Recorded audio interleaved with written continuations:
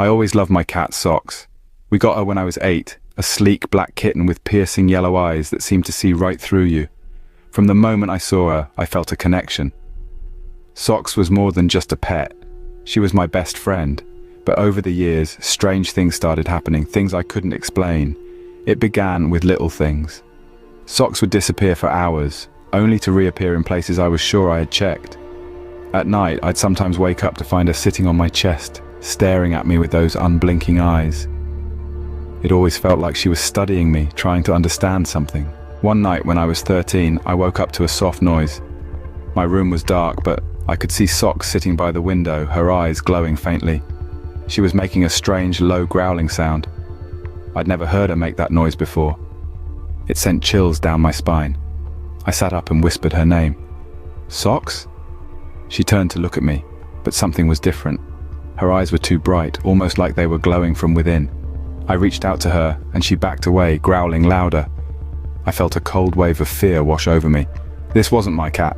The next day I tried to shake off the feeling. Maybe it was just a bad dream, I told myself. But things only got stranger. I started hearing whispers in the middle of the night, faint and unintelligible. They seemed to be coming from everywhere and nowhere at once. Socks would sit in the middle of my room, staring at me with those eerie eyes. One evening I decided to follow her. She slipped out of the house through a small gap in the back door, and I quietly trailed behind. She led me to the woods behind our house, moving with a purpose. It was dark and I could barely see, but I kept going, driven by a mix of fear and curiosity.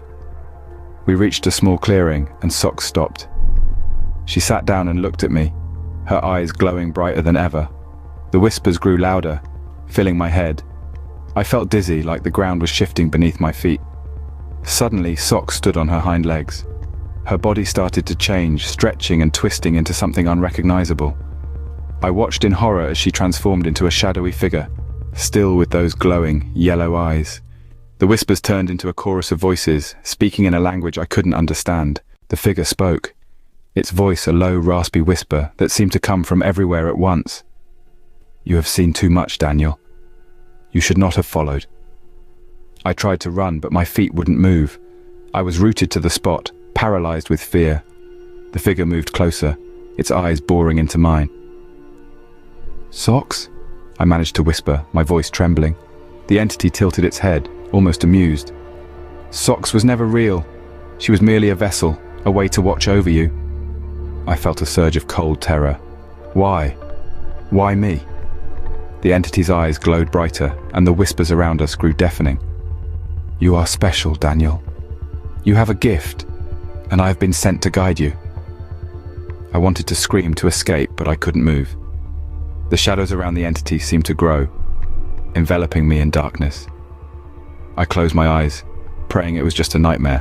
When I opened them, I was back in my room, lying in bed, drenched in sweat. Socks was gone. The house was silent, but the feeling of being watched never left me. I never saw Socks again, but sometimes, late at night, I still hear the whispers.